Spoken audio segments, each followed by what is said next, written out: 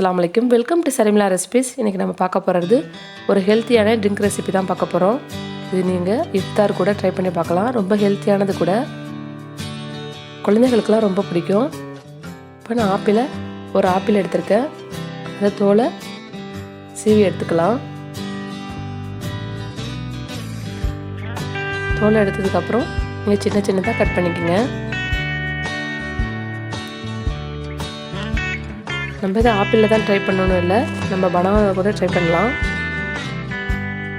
இப்போ ஆப்பிள் கூட நட்ஸ் சேர்த்துக்கலாம். ஒரு 7-8 பாதாம் பருப்பு, முந்திரி பருப்பு, பிஸ்தா பருப்பு சேர்த்துக்குங்க. உங்களுக்கு விருப்பப்பட்ட நட்ஸ் சேர்த்துக்குங்க. ஒரு 1/4 கப் அளவுக்கு சுகர் சேர்த்துக்கலாம். வாசனைக்காக 2 ஏலக்காய் சேர்த்துக்குங்க. நீங்கள் ஏலக்காய் தூளாக இருந்தால் கூட சேர்த்துக்கலாம். இப்போ காய்ச்சி ஆறின பால் நல்லா கூல் பண்ணி ஜில்லுன்னு சேர்த்துக்குங்க. ஒரு 3/4 கப் அளவுக்கு சேர்த்துருக்கேன். இதை நல்லா கிரைண்ட் பண்ணிட்டு வந்துடலாம். இப்போ கிளாஸில் டெக்கரேட் பண்ணிடலாம். ஒரு ஸ்பூன் அளவுக்கு நல்லா சின்னதாக கட் பண்ண ஆப்பிளை சேர்த்துக்குங்க. நீங்கள் கட் பண்ணி நட்ஸ் கூட சேர்த்துக்கலாம். இப்போ சப்ஜா விதையை ஊற வச்சுருக்கேன், அதையும் ஒரு ஸ்பூன் சேர்த்துக்கலாம்.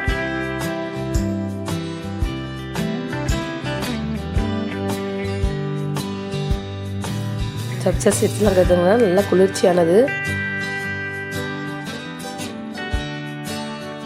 நம்ம நல்லா கிரைண்ட் பண்ணிட்டு வந்துட்டோம். நல்லா நட்ஸ்லாம் நல்லா அரைஞ்சிடுச்சு. இப்போ நம்ம கிளாஸுக்கு மாற்றிக்கலாம்.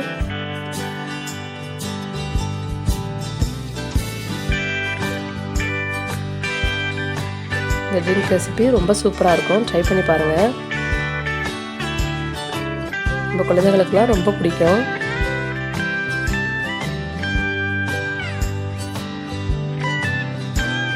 மேலே கொஞ்சம் சப்ஜா சீட்ஸ் சேர்த்துக்கலாம்.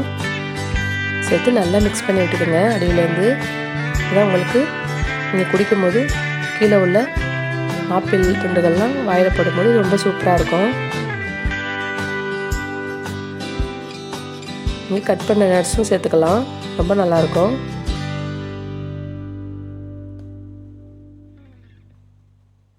இந்த ஹெல்த்தியான ட்ரிங்க் ரெசிபியை ட்ரை பண்ணி பாருங்கள். ட்ரை பண்ணி பார்த்துட்டு கமெண்டில் சொல்லுங்கள்.